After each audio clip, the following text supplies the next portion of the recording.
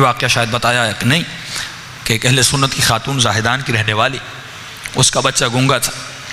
اس نے شیعہ خاتون کو کہا کہ میرا بچہ لا علاج ہے، میں ہر ڈاکٹر کے پاس گیا لیکن علاج نہیں ہو رہا. اس شیعہ خاتون نے کہا چلیے ہمارے پاس ایک ڈاکٹر ہے جو آپ کا علاج کرے گا. یہ ان کو جمکران لے گئی، کہا 2 رکعت نماز امام زمانہ پڑھو جس میں یا نعبد یا نستعین 100 مرتبہ اور ذکر رکوع 7 مرتبہ، ذکر سجدہ 7 مرتبہ، آپ نے بھی پڑھی ہوگی 15 شعبان کو. فرمایا 2 رکعت نماز پڑھو، اس کے بعد سجدے میں جاؤ اور 100 مرتبہ ذکر صلوات کرو. یہ خاتون کہتی ہے میں نے یہی کیا، سجدے میں جا کر 100 مرتبہ ذکر صلوات کیا. اب میری آنکھ لگ گئی، مجھے نیند آ گئی. خواب کے عالم میں کیا دیکھتی ہوں، پورے جمکران میں مجمع لگا ہے، بھیڑ لگی ہے، اس مجمع کے بیچ میں ایک نورانی چہرہ ہے.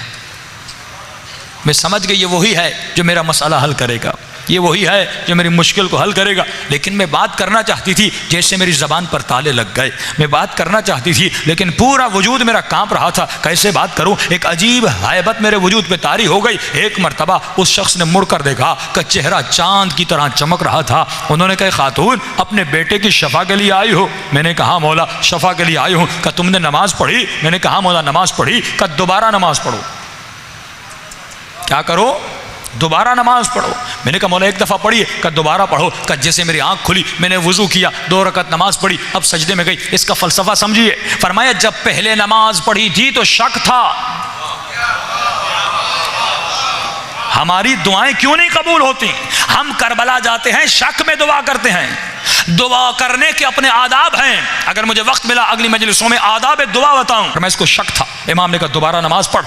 کیونکہ اب جب دوبارہ پڑھا اس نے خواب میں دیکھ لیا کہ کوئی ہے سننے والا، کوئی ہے مجھ سے باتیں کرنے والا، کوئی ہے میرے درد اور تکلیف اور مصیبتوں کو سننے والا جس کے ساتھ میں اپنی مصیبت بانٹوں. ایک مرتبہ نیند سے اٹھی، وضو کیا، جب دوبارہ نماز پڑھی. اب یہ خاتون کہتی ہے اب جب میں سجدے میں گئی میں نے 100 مرتبہ صلوات پڑھی، بس آخری صلوات کے قریب تھی. ایک مرتبہ میرے بچے نے مجھے اٹھایا، اماں اٹھیے مجھے پیاس لگی ہے، مجھے بھوک لگی ہے.